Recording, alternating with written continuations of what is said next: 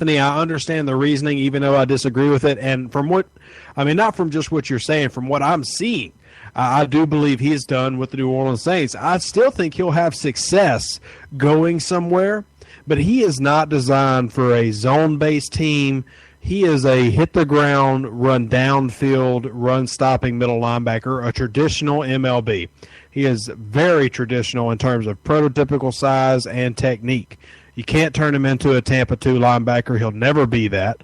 And you can't turn him into a man coverage linebacker because he simply can't do that. He might improve in 4 or 5 years, but, I mean, 1, the Saints are on a time crunch, and 2, they're not that patient. So, I mean, if that is the case, I really can't say anything here or there about it. The only thing that upsets me is the fact that if you really were going that way, why draft him in the first place? Sean Payton knows what's going on. He knows he's going to fire a defensive coordinator if they're, crap. And he brought in Dennis Allen with the thought that if anything isn't perfect, Rob Ryan's gone.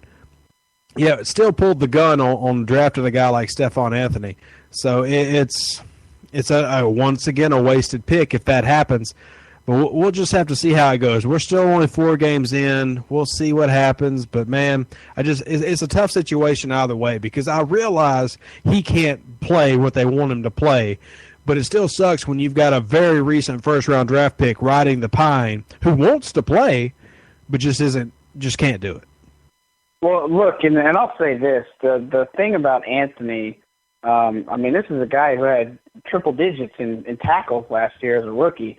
Now, I know that might not mean much to some people, but he also had a pick, he had a sack, he had a couple of pass breakups and stuff. I mean, he played, given, things like that. But there's clearly something. I think there's more to the story. Maybe he did something to be in the doghouse. Maybe he said something. Maybe because he was more of a Rob Ryan guy, that was, kind of sealed his fate. But if they can get any return on him whatsoever, I think they could win there. But, the reality is he's a first-round pick. He gets a good bit of money as a first-round pick, so they can't really just cut him unless they want to keep adding to that dead money. Well, let me throw a fuel to the fire just to point out this. This guy's being benched when the following are playing so badly. And this is a tweet I did yesterday. The Saints starting linebackers, and this I'm doing this with Nate Stupar, Craig Robertson, and Laurinaitis, have accounted for 0 sacks, 3 pass deflections, 0 interceptions, and 0 forced fumbles through 4 games. They're basically non-existent when it comes to the pass. And this is coming from a guy who has praised Robertson with how well he's done against the run. Completely demolished against the pass in San Diego, and 2 touchdowns are directly related to his performance Sunday. So, either way, that linebacking core, who coming into this year we thought was going to be our strongest part of the defense, is by far the weakest right now, and that's with our 8th cornerback out there playing. And I'll throw this out there as well to kind of just put the icing on the cake when it comes to just the Stephon Anthony thing, and that's that he's scheduled to make $2.1 million next year and be he'd be $3 million, maybe $3.1 million in dead money.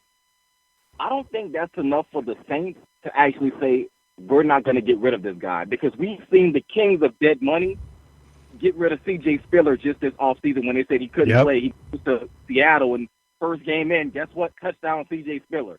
So I don't think that's enough. I think the Saints will try to trade him. I don't think they're going to outright release him off the bat. And if they can't find a trade partner, then, I think he's good as gone, because as you guys are mentioning, when Mike Marty is getting snaps above your first-round pick, that tells everything I need to know. No disrespect to Mike Marty, but when I think of strong side linebackers and who can play physically, his name doesn't come to mind. Yeah. Look, I think Marty plays with a lot of passion. I think he's a great special teams guy, but if you're telling me he's the better option at strong side linebacker over the first-round pick who played, 95+% snaps in your defense last year, I think there's a lot more to that story. Well, let me say this, because, like I said, no offense to Malty, but if it is first-round pick or not doesn't matter. If you're not playing as well as the Malty, then he's simply better than you. If he's not able to pick up strong side linebacker then that's all on him, and there's no excuse for it. You can't say, this guy's undrafted, so the first rounder deserves to play. If it really is the case, and I know with it being New Orleans, it is not this black and white, but if it really is the case that he simply can't do it, let somebody in there who can. But it's really tough for me to believe, watching him last year. You do not want Stephon Anthony on the field.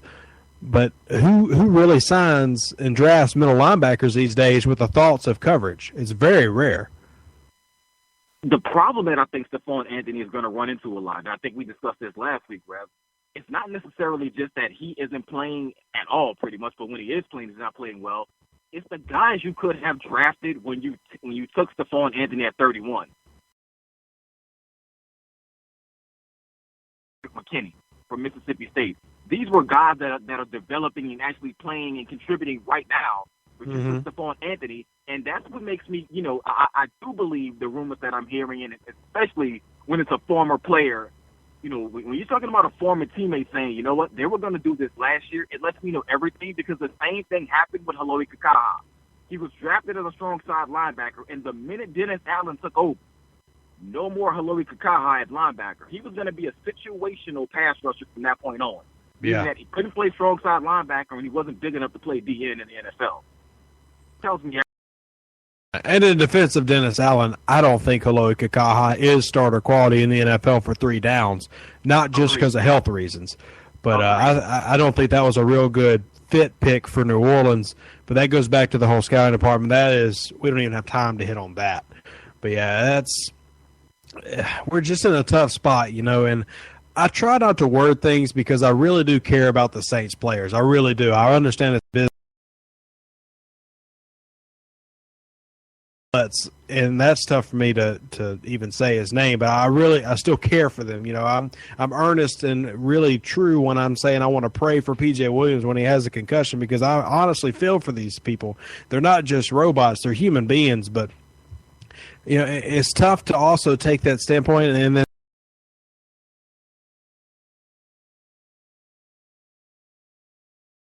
Robertson, and I'm upset with him right now, did so poorly against the San Diego passing attack. I hate the fact that, for whatever reason, Zach Strief, call it age, call it, simply not that good, is failing us at right tackle. I am impressed with Jari Evans coming out of basically retirement and doing well, but it's just tough to critique these guys because they're real people. I mean, they're me and you, but also at the end.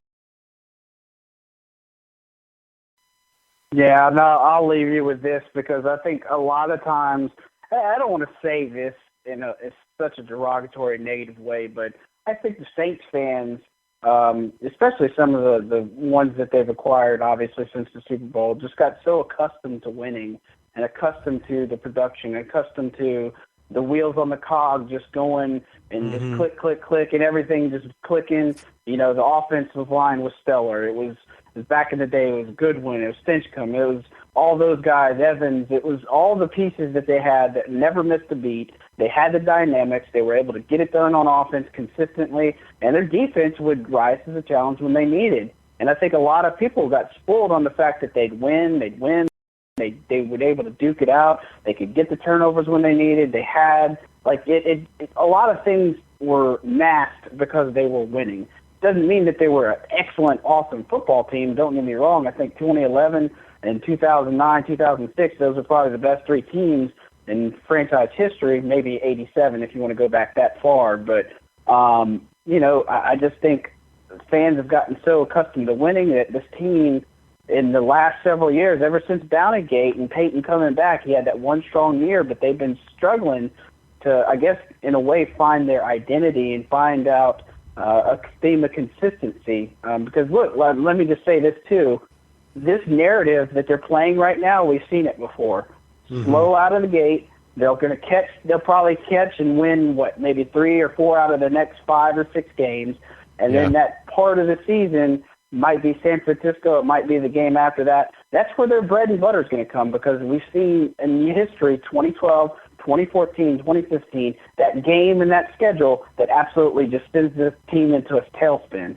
So I'm looking for this team this young group of men with the different veteran leaders, with the different types of all these rookie picks, undrafted rookies, to really turn the corner. That's what I think is going to define this team this year.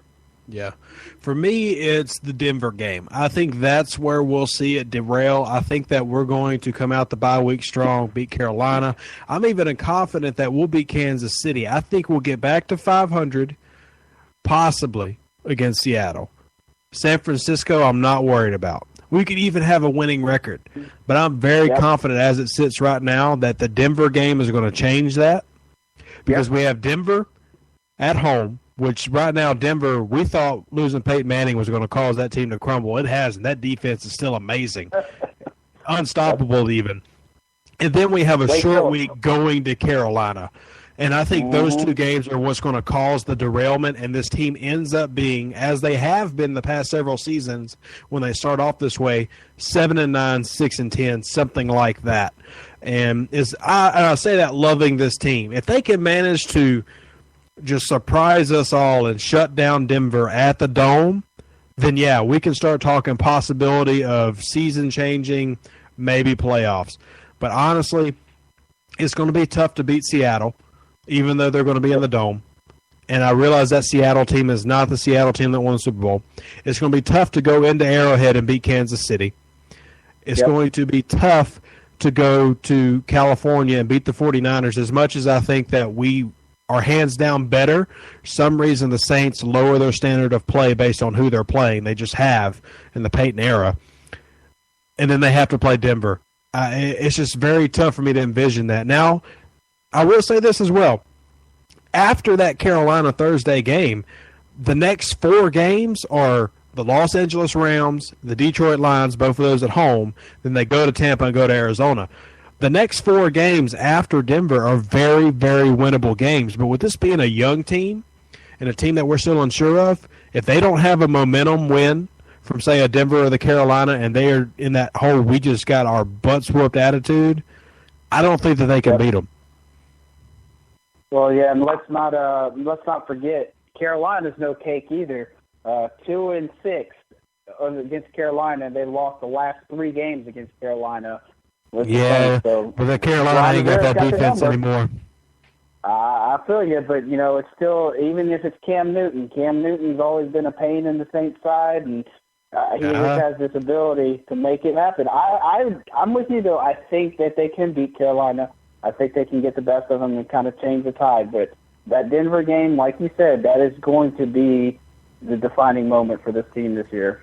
And no matter whether you think that they're going to win or lose, and I want to hear Brian's thoughts on this upcoming schedule because we got the bye week to think about it. No matter who you think we're going to win or lose against, the schedule gets real tough for us because it's like 4 years now we've had these tough opponents come in home, and then we travel, and it seems like it's been either Carolina or Atlanta every year that we have the short week that we have to travel on an away game to a divisional opponent, and it's wrecked us every year that I can remember except one. And then you end the season with 3 of your 4 games being divisional games, and not just divisional games, 2 of them are against Tampa. And we always seem to find a way to lose one of those games to Tampa, no matter what. Like every year in the Peyton era, we find a ways to lose one game to Tampa, even if they've gone 3-13. We always find a way to lose one of those. So, I'll chime in real quick when it comes to just the schedule for the Saints. And I hear both of you guys, very valid points on those sides, especially when speaking of Carolina. But this isn't last year's Carolina team. This isn't Cam smiling, dancing. This isn't Cam smiling, dancing, and dabbing on everybody. This team lost something in the offseason. They lost their heartbeat. They lost their soul. And what they acquired was a huge target that they haven't been able to kind of figure out.